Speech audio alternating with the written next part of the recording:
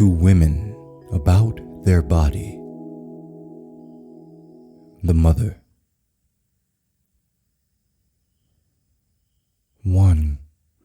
For God's sake, can't you forget that you are a girl or a boy and try to become a human being? 2. Each idea or system of ideas is true in its own time and place. But if it tries to be exclusive or to persist even when its time is over, then it ceases to be true. Before answering your questions, I wish to tell you something which you know, no doubt, but which you must never forget if you wish to learn how to lead a wise life.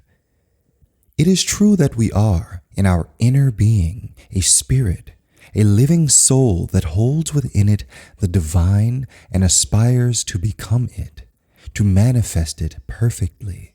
It is equally true, for the moment at least, that in our most material external being, in our body, we are still an animal, a mammalian, of a higher order no doubt, but made like animals and subject to the laws of animal nature. You have been taught, surely, that one peculiarity of the mammal is that the female conceives the child, carries it, and builds it up within herself until the moment when the young one, fully formed, comes out of the body of its mother and lives independently. In view of this function, nature has provided the woman with an additional quantity of blood, which has to be used for the child in the making.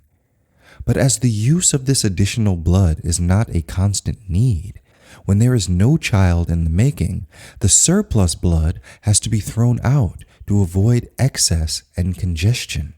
This is the cause of the monthly periods. It is a simple natural phenomenon, result of the way in which woman has been made, and there is no need to attach to it more importance than to the other functions of the body. It is not a disease and cannot be the cause of any weakness or real discomfort. Therefore, a normal woman, one who was not ridiculously sensitive, would merely take the necessary precautions of cleanliness, never think of it any more, and lead her daily life as usual without any change in her program. This is the best way to be in good health.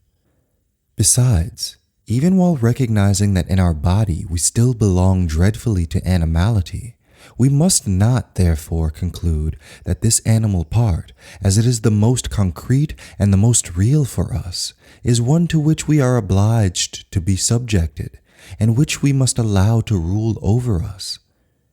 Unfortunately, this is what happens most often in life, and men are certainly much more slaves than masters of their physical being. Yet it is the contrary that should be, for the truth of individual life is quite another thing. We have in us an intelligent will more or less enlightened, which is the first instrument of our psychic being. It is this intelligent will that we must use in order to learn to live not like an animal man, but as a human being, candidate for divinity. And the first step towards this realization is to become master of this body, instead of remaining an impotent slave. One most effective help towards this goal is physical culture. For about a century, there has been a renewal of a knowledge greatly favored in ancient times, partially forgotten since then. Now it is reawakening, and with the progress of modern science, it is acquiring quite a new amplitude and importance. This knowledge deals with the physical body and the extraordinary mastery that can be obtained over it with the help of enlightened and systematized physical education.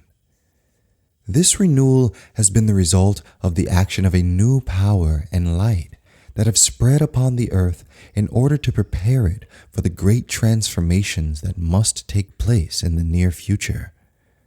We must not hesitate to give a primary importance to this physical education, whose very purpose is to make our body capable of receiving and expressing the new force which seeks to manifest upon earth. This said, I now answer the questions you put to me. What attitude should a girl take towards her monthly periods? The attitude you take towards something quite natural and unavoidable.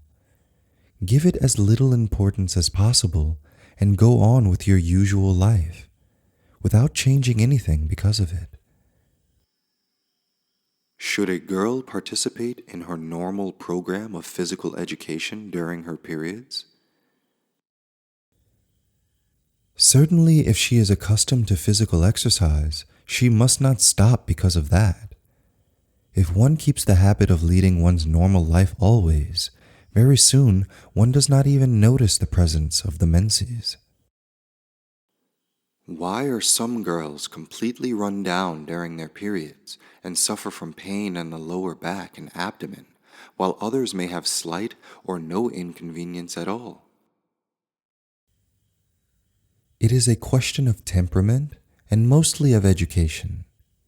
If from her childhood a girl has been accustomed to pay much attention to the slightest uneasiness and to make a big fuss about the smallest inconvenience, then she loses all capacity of endurance and anything becomes the occasion for being pulled down.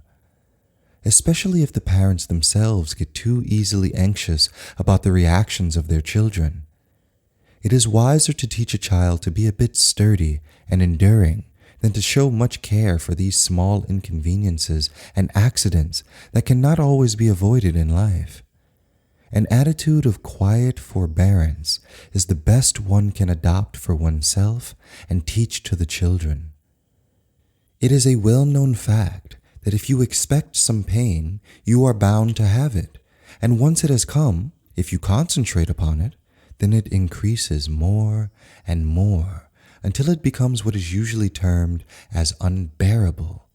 Although with some will and courage, there is hardly any pain that one cannot bear. How can a girl overcome her suffering and pain during periods?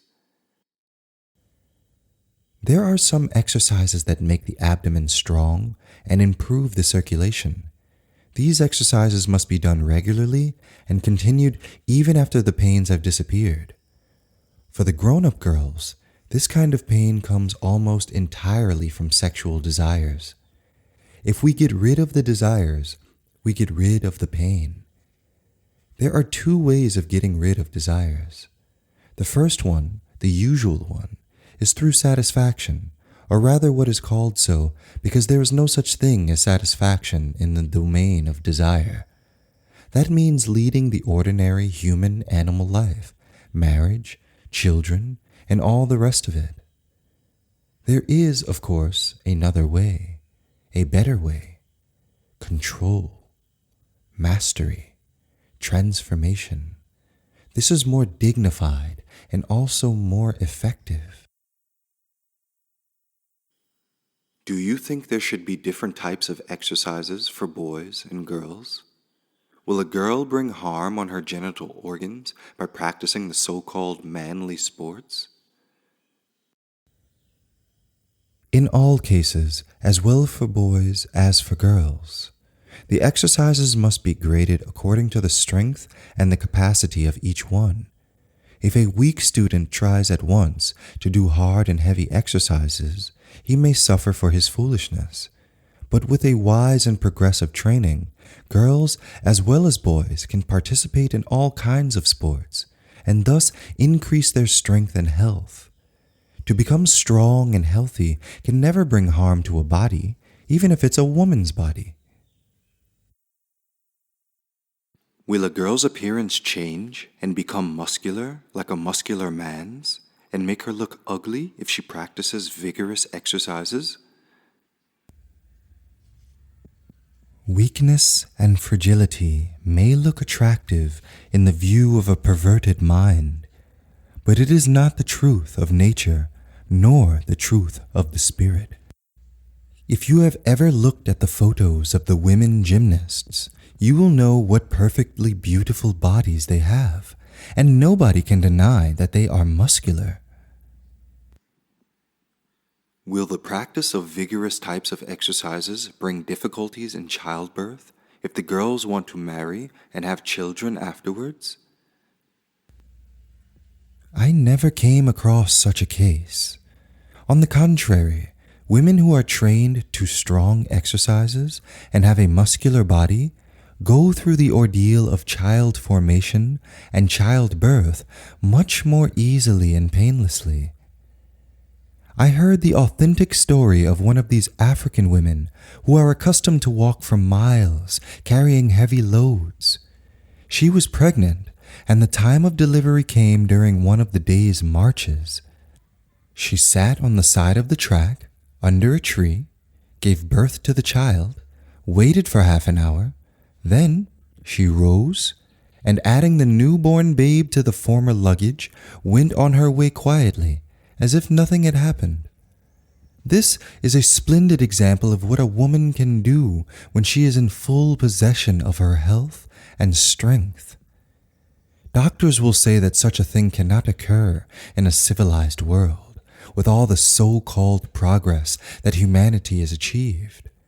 But we cannot deny that, from the physical point of view, this is a more happy condition than all the sensitiveness, the sufferings, and the complications created by the modern civilizations. Moreover, usually doctors are more interested in the abnormal cases, and they judge mostly from that point of view. But for us, it is different. It is from the normal that we can rise to the supernormal, not from the abnormal, which is always a sign of perversion and inferiority. What should be the ideal of physical education for a girl from the point of view of her sex? I do not see why there should be any special ideal of physical education for girls other than boys.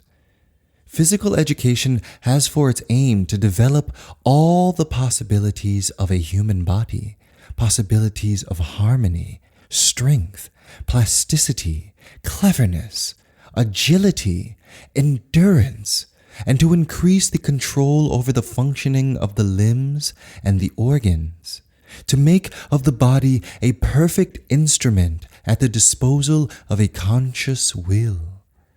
This program is excellent for all human beings equally, and there is no point in wanting to adopt another one for girls. What roles should man and woman play in our new way of life? What shall be the relation between them? Why make at all a distinction between them? They are all equally human beings, trying to become fit instruments for the divine work, above sex, caste, creed, and nationality, all children of the same infinite mother and aspirants to the one eternal Godhead. What should be the ideal of a woman's physical beauty? A perfect harmony in the proportions, suppleness and strength, grace and force, plasticity and endurance, and above all, an excellent health, unvarying and unchanging, which is the result of a pure soul, a happy trust in life, and an unshakable faith in the divine grace. One word to finish. I have told you these things because you needed to hear them, but do not make of them absolute dogmas, for that would take away their truth.